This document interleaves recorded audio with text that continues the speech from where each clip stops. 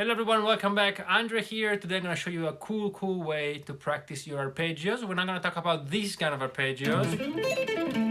The shred thing, we're going to leave that for some other time. I think we've all done enough of that.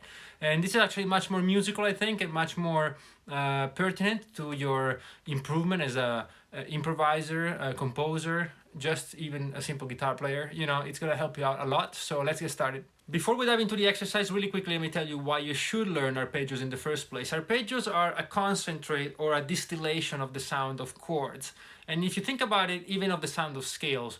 Let's say, for example, that I'm going to play this little something for you, just whatever it is.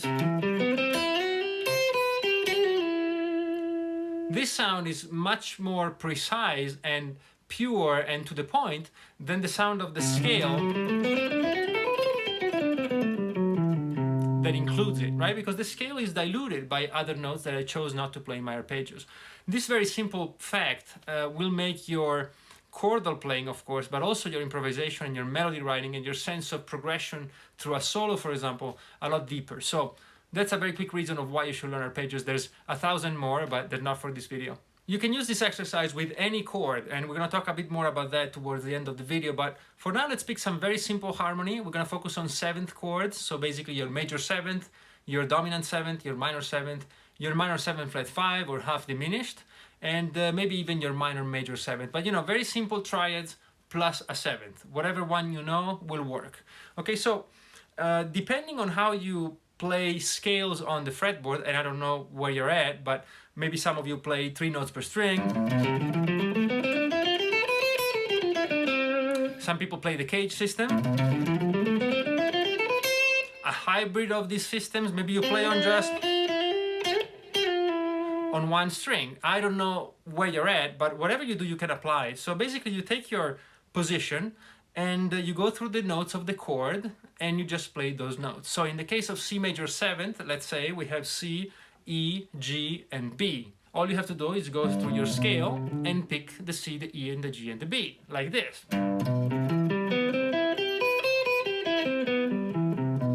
And here's your distilled major 7th chord. If instead of 3 notes per string, I were doing it on the cage system, on a position like this, I would simply do the same thing. Only the C, the E, the G, and the B. If I were playing on only one string, which is a bit unusual, but I would still be able to play the arpeggio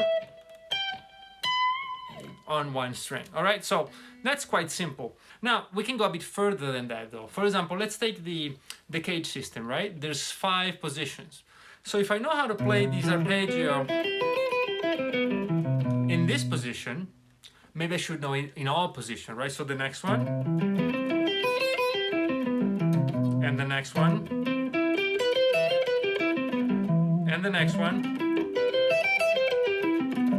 and the next one.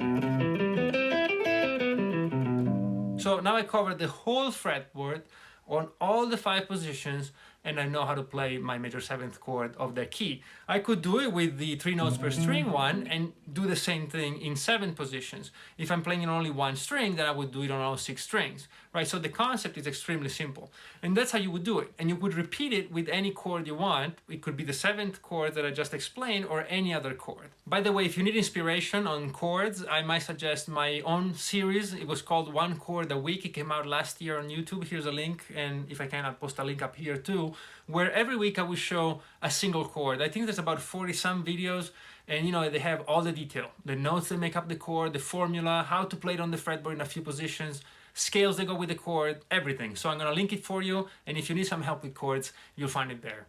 Now let's go back to the 7th chord and let's go way deeper with this. All right, I'm going to use a simple position of the cage system here, but you can again use, you know, any other system you have of looking at the fretboard. They all work. And in this case, I'm just playing C, D, E, F, G, A, B. That's all I'm doing in this position. That's it. But if I'm playing the 7 notes of the scale, then within this exact fingering, without ever leaving it, without modifying it, I should be able to play all the arpeggios that are diatonic to this scale. So I should be able to find a C major 7th arpeggio, a D minor 7th, an E minor 7th, an F major 7th, a G 7th, an A minor 7th, and the B minor 7 flat 5, all within this very fingering. I'm going to show it to you right now, right? So I will be able to play C major 7th, minor 7th, E minor 7th, F major 7th, G 7th, A minor 7th, and the B minor 7 flat 5. That's it, they're all here. But we can go even further, because in the cage system there's 5 positions and I only played one of them. There's 5 more and I should be able to do the whole harmonization on all of them. I'm just going to do a little bit of the next one if you want. Here, which is this position,